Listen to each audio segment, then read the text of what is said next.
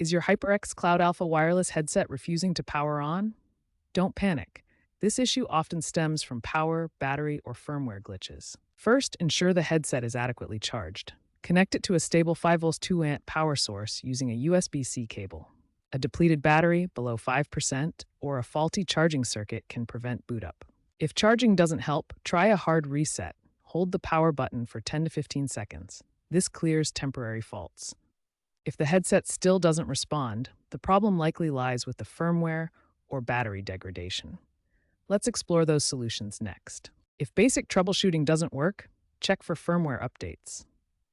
Connect your HyperX Cloud Alpha wireless to your computer and open the HyperX NGENUITY app to check for the latest version, which is v1.4.2 as of August 2025. If your headset is over 2 years old, battery degradation might be the issue. Lithium polymer batteries typically last 300 to 500 charge cycles before losing capacity. The graph shows how battery life declines over time. For battery issues, try recalibration. Fully discharge the headset, then fully charge it to potentially restore some capacity.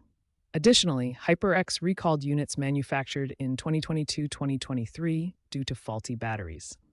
Check if your headset is affected and contact HyperX for a free replacement or repair.